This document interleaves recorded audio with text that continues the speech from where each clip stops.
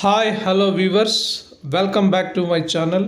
Definitely, this video will help you to improve your reading skill and your pronunciation. So, don't skip the video. Please watch the video till the end. If you like the video, please share it. ಆತ್ಮೀಯ ವೀಕ್ಷಕ ಬಂಧುಗಳೇ, ಈ ಒಂದು ವಿಡಿಯೋದಲ್ಲಿ ನಾವು pronunciation of G ಅಕ್ಷರದ ಉಚ್ಚಾರಣೆಯನ್ನು ತಿಳಿತಾ ಇದ್ದೀವಿ. ಜಿ ಅಕ್ಷರಕ್ಕೆ ಎರಡು ರೀತಿಯ ಒಂದು ಉಚ್ಚಾರಣೆಯನ್ನು ಮಾಡ್ತೀವಿ, ಜ ಸೌಂಡು ಮತ್ತು ಗಾ ಸೌಂಡು. ಯಾವ ಸಂದರ್ಭದಲ್ಲಿ ಗಾ ಸೌಂಡು, ಯಾವ ಸಂದರ್ಭದಲ್ಲಿ ಜ ಸೌಂಡನ್ನು ಅದು ಕೊಡುತ್ತೆ ಎಂಬುದನ್ನು ತಿಳಿಯೋಣ.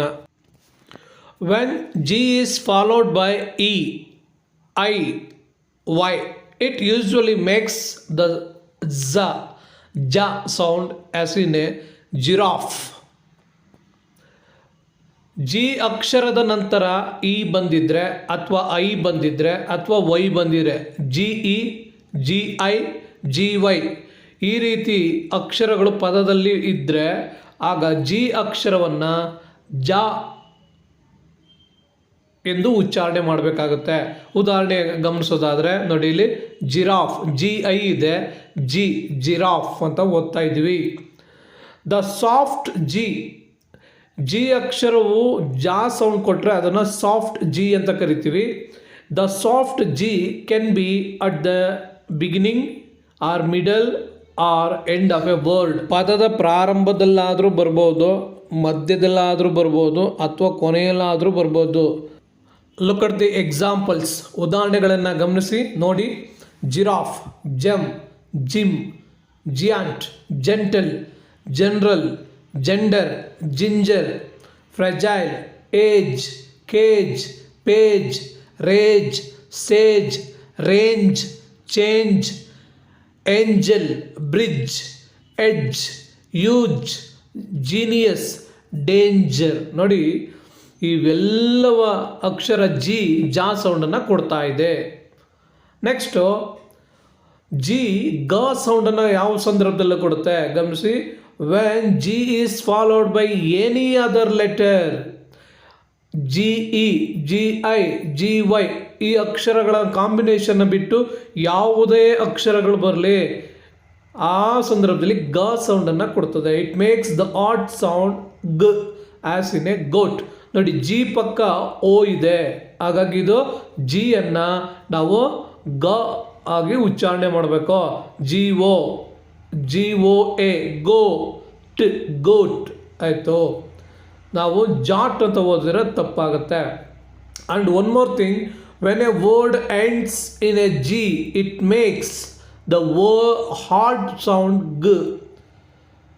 When a word ends in a G, ಯಾವುದಾದ್ರೂ ಒಂದು ಪದದ ಕೊನೆಯಲ್ಲಿ ಜಿ ಅಕ್ಷರ ಇದ್ದರೆ ಅದು ಡೆಫಿನೆಟ್ಲಿ ಅದು ಗ ಸೌಂಡನ್ನು ಕೊಡುತ್ತೆ. ಯಾವುದೇ ಪದದಲ್ಲಿ, ಇಂಗ್ಲೀಷ್ ಪದದ ಯಾವುದೇ ಪದದ ಕೊನೆಯಲ್ಲಿ ಜಿ ಇದ್ದರೆ ಅದು ಗ ಸೌಂಡನ್ನು ಕೊಡುತ್ತೆ. ಉದಾಹರಣೆಯನ್ನು ನೋಡಿ, ಗಮನಿಸಿ ಉದಾಹರಣೆಗಳನ್ನು. Frog, bag, fig, peg, leg, rug, jug, mug.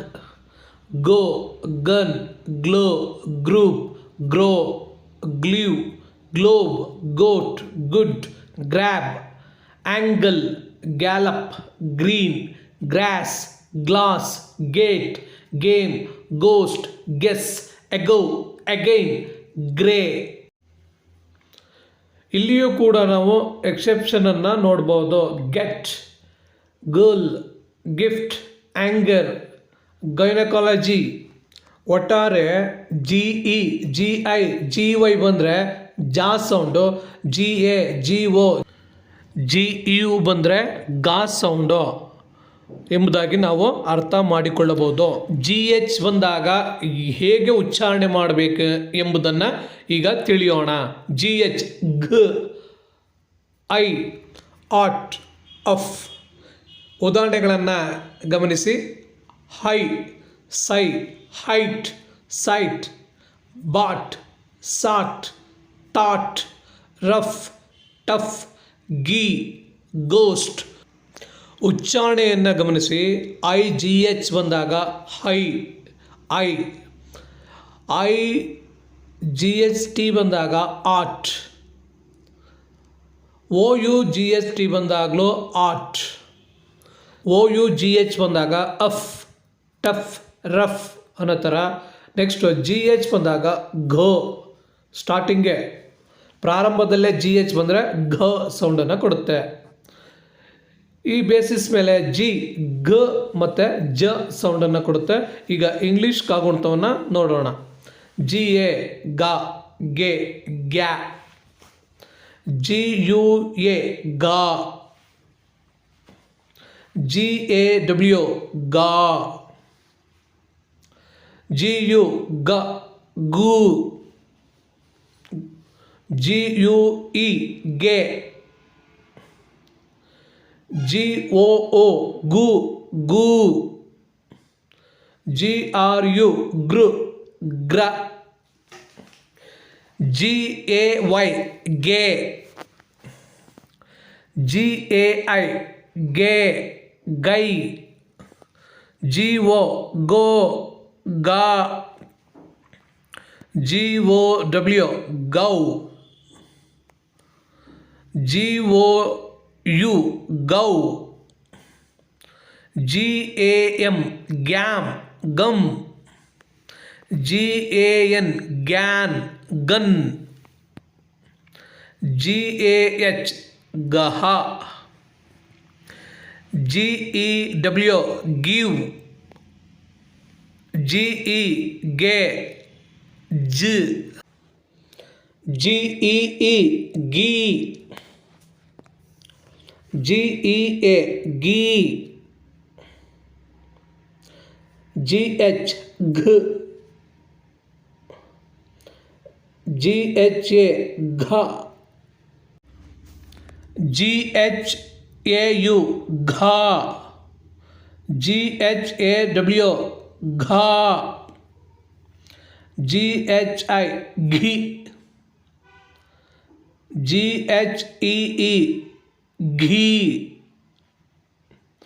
G H E A ಘೀ. ಜಿ ಎಚ್ ಯು ಘು. ಜಿ ಎಚ್ ಒ ಓ ಗು. ಜಿ ಎಚ್ ಆರ್ ಯು ಗೃ.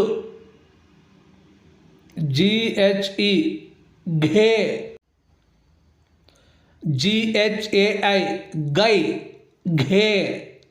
ಜಿ ಎಚ್ ಒ ಘೋ.